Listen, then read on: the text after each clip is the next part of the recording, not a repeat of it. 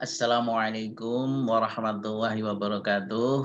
Baik, saudara-saudara sekalian, berikut akan dijelaskan kelanjutan atau bagian kedua dari sistem satuan dan besaran. Nah, berikut ini kelanjutan dari apa yang telah dijelaskan di bagian yang ke-1. Untuk itu sedikit kita mereview dari apa yang sudah kita sampaikan sebelumnya, yaitu tentang sistem satuan dan besaran. Besaran fisika itu ada dua bagian. Yang pertama dikelompokkan berdasarkan jenis, kemudian yang kedua berdasarkan macam. Nah, berdasarkan jenis itu ada besaran pokok, ada besaran tambahan, ada besaran jabaran. Sedangkan berdasarkan macam ada besaran skalar dan ada besaran vektor. Nah, sedangkan sistem satuan sendiri dalam fisika dibedakan menjadi dua bagian atau dikelompokkan menjadi dua bagian, yaitu yang pertama sistem metrik, yang kedua adalah British atau Inggris. Sistem metrik dikelompokkan menjadi dua, ada metrik statis, ada metrik dinamis atau SI. Kemudian metrik statis ada dua bagian, yaitu statis besar dan statis kecil. Demikian juga untuk dinamis besar dan dinamis kecil.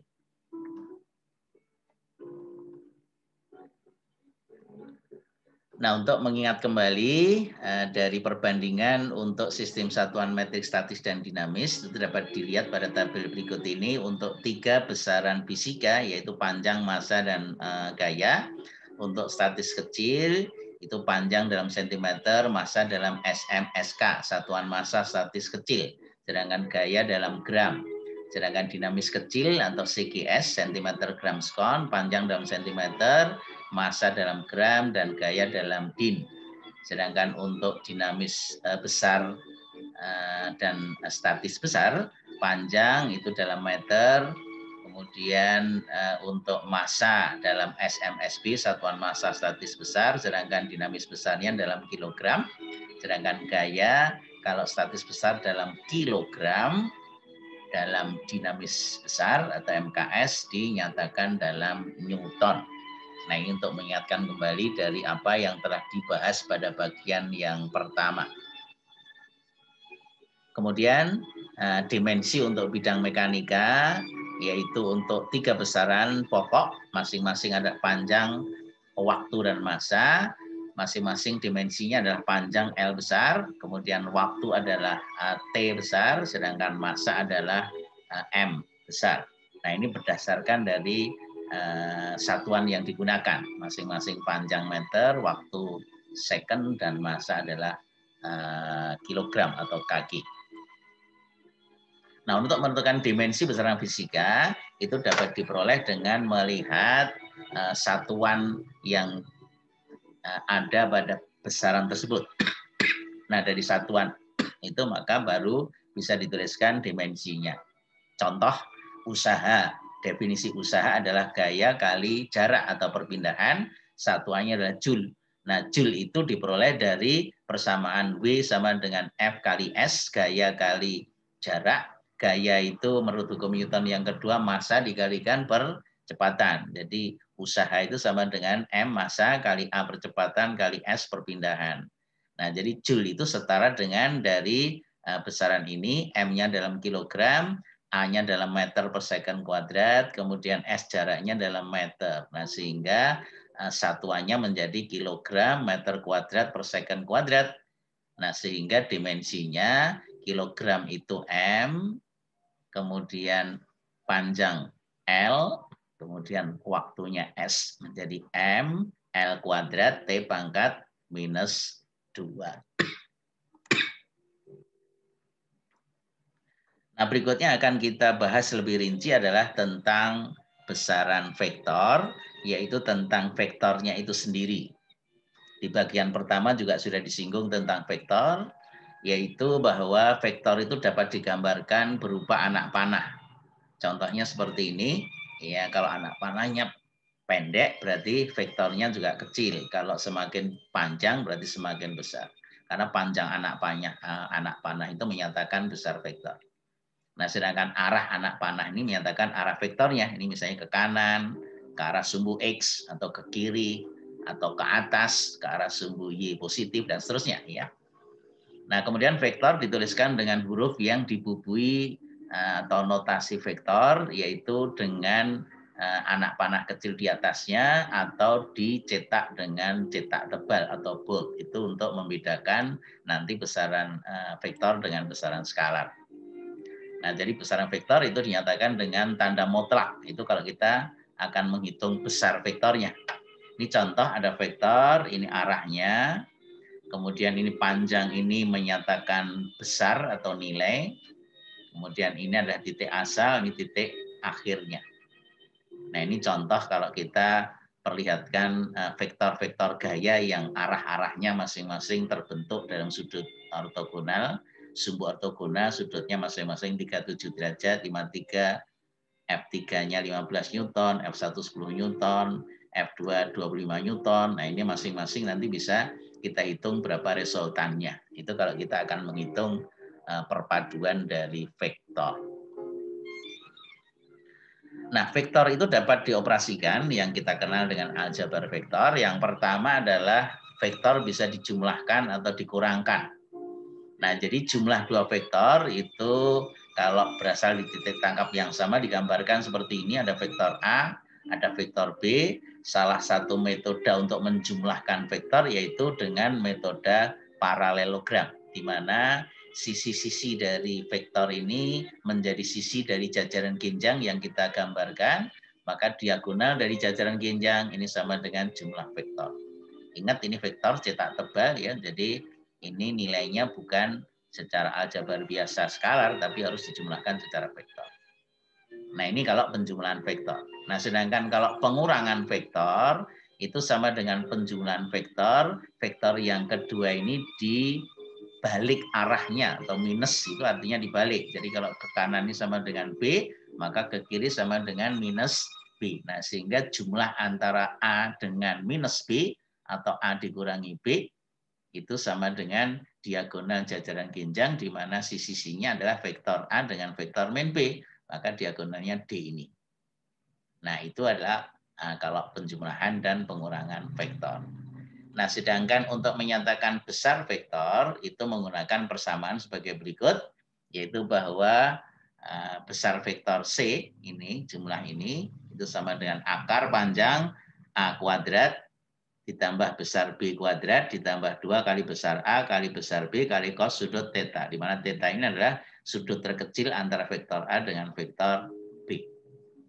Nah, sedangkan untuk pengurangan, gambarnya di kanan ini, berarti sudutnya adalah antara A dengan min B, maka sudutnya yang ini. Nah, itu untuk pengurangan vektor. Jadi D vektor sama dengan A minus B sama dengan A ditambah min B. Min B yang dibalik arahnya menjadi ke kiri. Nah, sedangkan sudutnya ini sama dengan kalau misalnya ini theta, maka ini menjadi 180 derajat dikurangi theta. Ini sudut antara A dengan vektor min B. Nah, terkait dengan masalah vektor, yaitu arah-arah ini, maka kita perlu mengingat kembali tentang dasar ilmu ukur sudut. Ya, ini sudah dibahas di bagian pertama, tapi tidak salahnya untuk mengingatkan kembali. Ya, kalau ini segitiga siku-siku di titik B, maka definisi dari sinus, kosinus, dan tangen masing-masing seperti ini. Ya, sinus itu perbandingan antara sisi yang di depan dengan sisi miring. Kosinus itu antara sisi yang di samping atau yang seletak dengan sudut dengan sisi miring. Kemudian tangens adalah sisi yang di depan dibagi dengan sisi yang di samping. Nah, ini adalah nilai-nilai dari sudut-sudut istimewa yang sering kita jumpai. Kalau segitiganya siku-siku sudutnya 30-60. Kemudian ini siku-siku sama kaki 45-45. Ya, ini siku-siku di sini. Perbandingannya kalau ini 1, 2, akar 3, kalau ini 1, 1, ini akar 2. Nah, sehingga dari gambar segitiga ini bisa dihitung sudut-sudut istimewa seperti dalam tabel ini. Ya, silahkan dicermati kembali. Nah, kemudian sebuah vektor itu bisa dinyatakan dalam komponennya. Jadi kalau misalnya ada vektor V, Maka vektor V yang terletak pada bidang XY ini itu dapat dinyatakan dengan komponen arah sumbu X dan Y. Nah, arah sumbu X-nya itu proyeksi V pada bidang miring ke arah sumbu ortogonal X. Sedangkan proyeksi arah sumbu Y ke arah sini. Nah, sehingga dari definisi sinus dan kosinus seperti yang dijelaskan di bagian depan, maka bisa dinyatakan bahwa komponen arah vektor V pada sumbu X itu menjadi V1 V cos theta ya. Si V1 yang ini sama dengan V ini proyeksikan ke sini cos. Jadi kalau melewati sudut itu kosinus. Nah, sedangkan proyeksi ini ke arah sumbu Y itu tidak melewati sudut dari definisi tadi, maka itu sinusnya. Nah, sehingga V2 proyeksi ke arah sumbu Y itu sama dengan V sinus. Ya, ini sin maksudnya ya, theta. Nah, sedangkan tangens itu perbandingan antara nilai V2 dengan V1 itu tangensnya. Nah, ini adalah bagaimana kita menghitung atau menggambarkan komponen dari vektor pada bidang ortogonal sumbu X dan Y.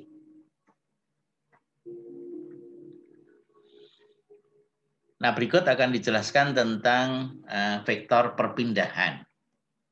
Nah, vektor perpindahan itu dihitung dari posisi saat melakukan perpindahan sampai dengan posisi akhir dari perpindahan yang telah dilakukan.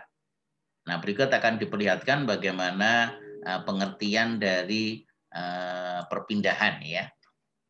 Jadi kalau misalnya seseorang itu berjalan ke arah utara ya, ini ingat ini arah mata angin ya, ini dipakai sebagai acuan kita untuk menyatakan arah. Jadi ini arah ke utara misalnya 600 meter berjalan, kemudian setelah berjalan 600 meter belok ke arah kanan atau ke arah timur sejauh 800 meter. Nah, sehingga definisi dari perpindahan adalah posisi pertama menuju ke posisi akhir dari perjalanan yang dia lakukan itu dinamakan perpindahan. Nah, demikian juga kalau misalnya seperti ini, ya, seseorang berjalan ke arah timur 6 meter, kemudian ke arah selatan 6 meter, ke arah timur lagi 6 meter, 2 meter, maaf. Maka yang dinamakan perpindahan adalah dari posisi pertama sampai posisi akhir.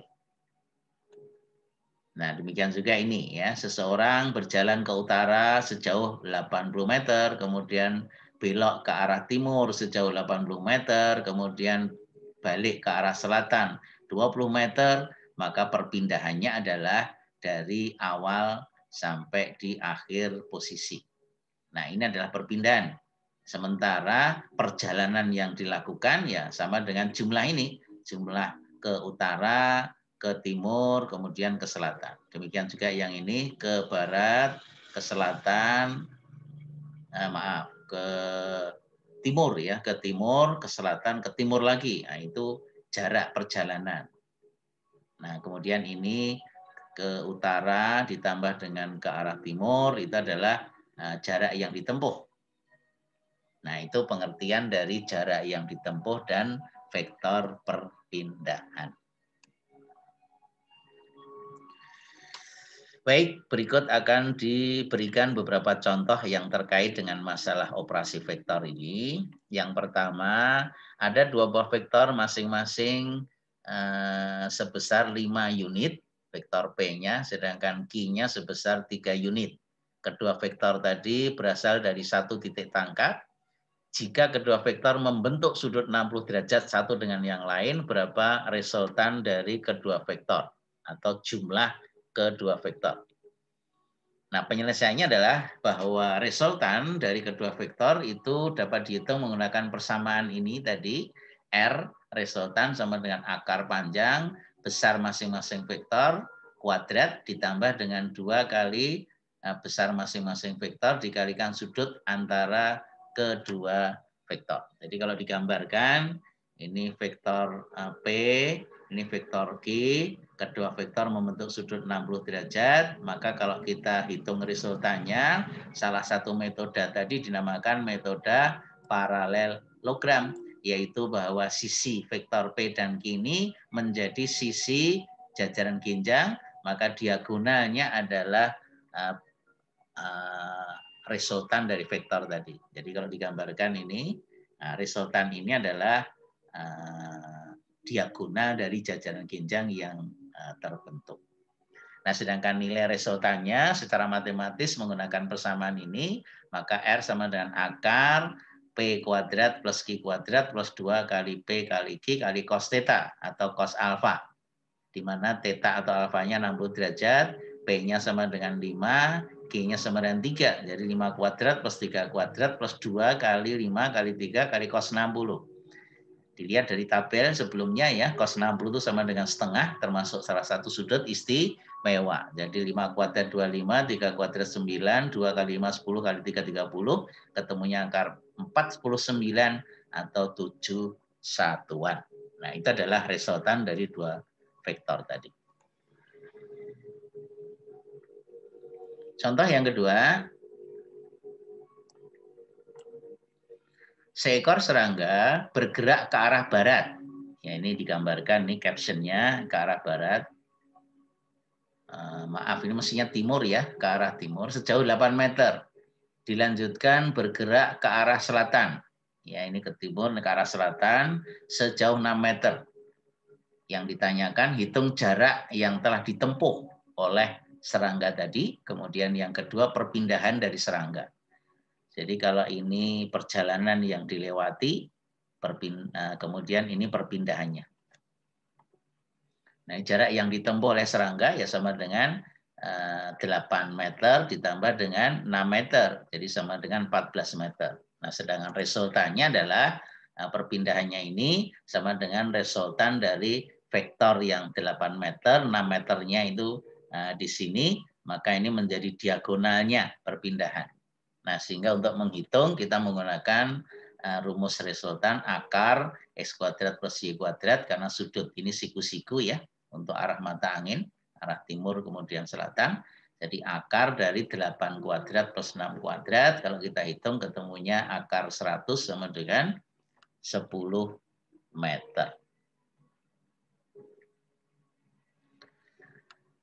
Contoh nomor 3, ada 3 buah vektor. Masing-masing memiliki besar dan arah seperti pada gambar ini. Jadi ini gaya F1, gaya F2, gaya F2 ini F3 masing-masing 10, 15, 25. Ini membentuk sudut 37 derajat terhadap sumbu X positif. Kemudian vektor gaya F3 membentuk sudut 53 derajat terhadap sumbu Y, sumbu X negatif. Nah, akan dihitung komponen masing-masing vektor ke arah sumbu X dan Y. Ya. Jadi masing-masing ini akan kita lihat. Yang pertama F1 ini ke arah sumbu X berarti ke sini, lewat sudut berarti cos. 37 derajat itu merupakan sudut istimewa, perbandingan sisinya adalah 3, 4, dan 5. Nah, nilai cosnya adalah 0,8 atau 4/5. Nah, sehingga ketemu F arah X-nya 8 Newton, kemudian yang arah sumbu Y-nya ini berarti ke atas, ke sini ya, proyeksinya ke sini, itu menjadi F3 cos 50, sin 37 itu sama dengan cos 53 ya. Ini mestinya kalau dari gambar sinus 37 itu 0,6, jadi ketemunya 9 Newton, maka arah sumbu X-nya ini kalau kita jumlahkan ya, ini F3 maaf yang ini ya, F3 15 proyeksi ke sini itu sinus, kalau ke sini ke F3 ini mestinya sinus ya. Nah, kemudian ini dikurangi menjadi 1 Newton ke kiri. Kemudian yang F1 arah sumbu Y itu menjadi sinus 37, 10 kali 0,6 ketemu 6. Kemudian F3 ke arah sumbu Y-nya itu ini sinus 53. 15 kali 0,8 ketemunya 12. Maka Fx positif ini dikurangi yang ke bawah negatif. Ya, jadi 6 ditambah 12 itu dari sini, itu yang arah positifnya ada 2 komponen, kemudian arah yang negatif ada 1 dari F2. Nah, sehingga F arah Y sama dengan F2 ini dikurangi dengan Fx positif. Fy positif. Maaf, Y mestinya. Nah, ketemunya 25 dikurangi 18, 7 Newton. Ini ke arah bawah, lebih gede. Nah, sehingga resultan totalnya sama dengan akar Fx kuadrat ditambah Fy kuadrat. Ya, sama dengan 1 ini kuadrat ditambah dengan 7 kuadrat akar 50 atau 7,1 Newton.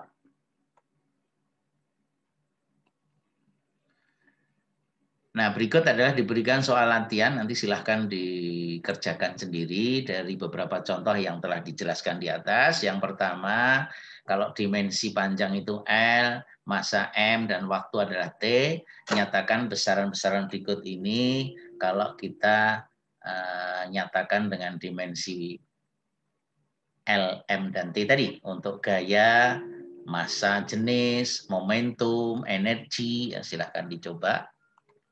Kemudian soal nomor 2, nah ini tentang sistem satuan dan besaran. Seorang petinju kelas berat saat menimbang berat badannya itu terukur 90 kg. Jika percepatan gravitasi bumi diambil 10 meter per second kuadrat, berapa massa dari petinju ini kalau dinyatakan dengan sistem satuan metrik statis. Kemudian yang kedua kalau menggunakan satuan SIM KS. Kemudian soal nomor 3, ini tentang perpindahan. Pengendara motor cross mengendari motornya ke arah timur sejauh 48 km. Dilanjutkan ke arah selatan 20 km. Tentukan besar dan arah perpindahan motor. Selanjutnya gambarkan secara geometri ya. Jadi digambarkan arahnya sesuai dengan arah mata angin yang dijelaskan sebelumnya. Kemudian soal latihan nomor 4. Hitung jarak yang ditempuh serta perpindahan dari seorang yang melakukan perjalanan seperti gambar berikut. Yang pertama, ini Amir berjalan ke arah barat, ini mestinya timur ya, ke arah timur 6 meter, dilanjutkan ke arah selatan 6 meter, kemudian ke arah timur lagi ya, sejauh 2 meter, perpindahannya berapa, jarak yang ditempuh berapa. Kemudian yang B, Badrun berjalan ke arah utara 80 meter, dilanjutkan ke arah timur 80 meter, kemudian ke arah selatan 20 meter. Ini perpindahannya berapa? Kemudian perjalanan yang telah dilalui berapa jauh. Nah, itu adalah soal-soal latihan, silahkan dikerjakan untuk lebih memahami dari apa yang telah dibahas dari beberapa contoh sebelumnya.